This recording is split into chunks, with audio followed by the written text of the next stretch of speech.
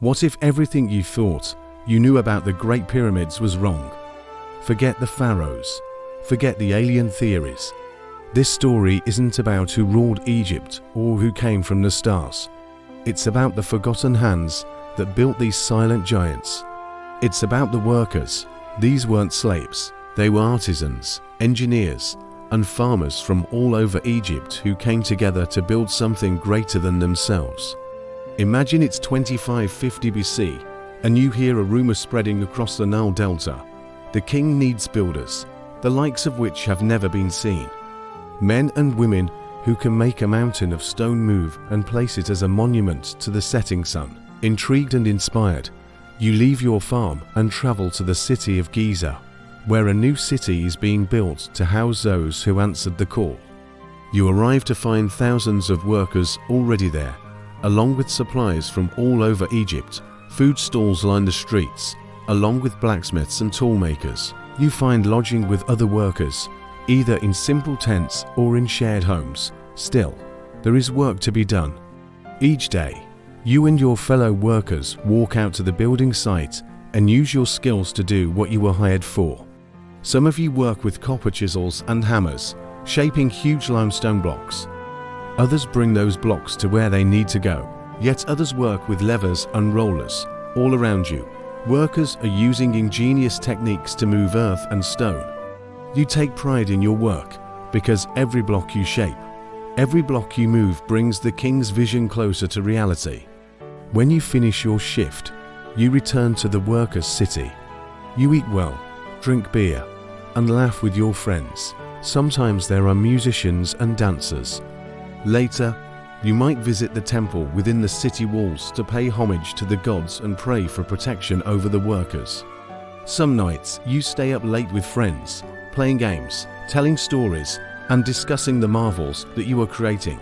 Despite the long days, there is a satisfaction in knowing you are part of something eternal, something that will last long after you are gone.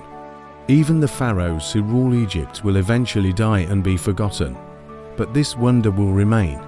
And so each day, you come back to work, bringing another piece of the eternal into being. You continue working until the day the king comes to inspect the progress. He walks among the workers, talking to many, nodding his approval at the work done. But he stops and stares at your section, admiring the blocks that you have made or moved. He summons you before him and asks you how long it will take to complete the pyramid if you work as you have been working. You tell him honestly, and he is pleased. He grants you and your fellow workers many rewards, including permission to bury some of the honored workers in the pyramid alongside him when he dies. And indeed, when the king is placed in his eternal tomb, some of the workers are buried with him, not as slaves, but as equals, as friends. In the end, the pyramid is complete. You stand back to admire it, but soon enough, other projects call, and you move on to build temples and palaces. Your name might be lost to history, but your hands have shaped eternity. They built with belief, not just stone. They believed in the gods, in the king, and in themselves.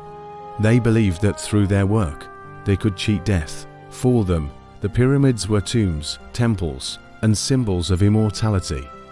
And maybe that's why they were able to build them. Maybe that's even more miraculous than mathematics, engineering, and sheer manpower. The pyramids still stand, but who built them almost forgotten. They were real people with hopes, dreams, and skills. They were proud of their craft. They were artisans, laborers, farmers, friends, neighbors, fathers, brothers. They were not giants, they were humans. They built with belief, not just stone. And maybe that's even more miraculous. If this story moved you, imagine what's coming next. Like, share, and subscribe to VTMTales, where history breathes and stories live forever.